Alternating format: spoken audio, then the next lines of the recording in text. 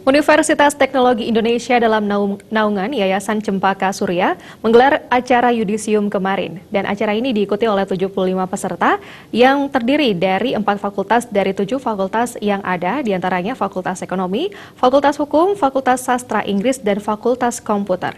Serta dihadiri oleh Ketua Yayasan Cempaka Surya, Dr. Iwayan Sukla Arnata, serta Rektor Universitas Teknologi Indonesia, Dr. Andes Iwayan Dayung, para rekan dan kaprodi, serta dosen di Universitas Teknologi Indonesia.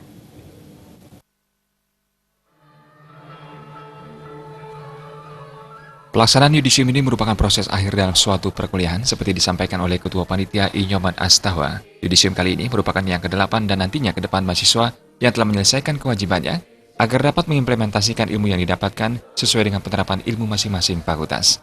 Diharapkan sarjana yang baru di yudisium ini dapat berguna bagi diri sendiri, utamanya ikut mensukseskan program pemerintah melalui ilmunya masing-masing.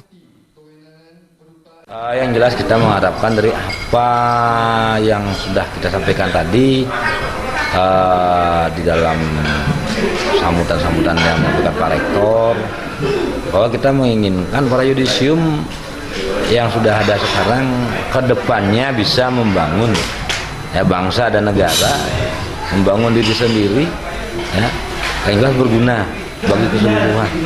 Bila perlu bisa berguna bagi dunia. Ini harapan kita.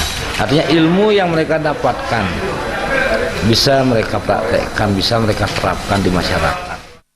Sementara itu, Rektor Universitas Teknologi Indonesia, Dr. Iwayan Dayung berpesan kepada mahasiswa yudisium bahwa sekolah di Universitas Teknologi Indonesia ini agar semua mahasiswa Universitas Teknologi Indonesia siap terjun di masyarakat, agar ilmu yang didapat di Universitas Teknologi Indonesia digunakan untuk masyarakat luas.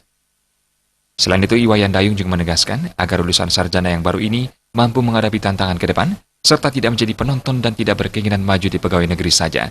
Bahkan di kampus sudah diterapkan ilmu kewirausahaan di masing-masing fakultas sebagai tambahan mata kuliah yang unggul dalam menghadapi tantangan ke depan, agar nantinya mampu menjadi seorang wirausaha muda atau entrepreneurship yang memiliki inovasi dan kreativitas.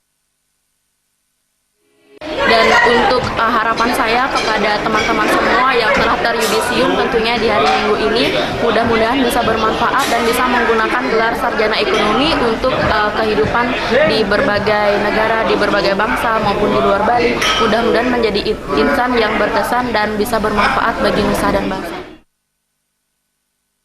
Tim Liputan melaporkan.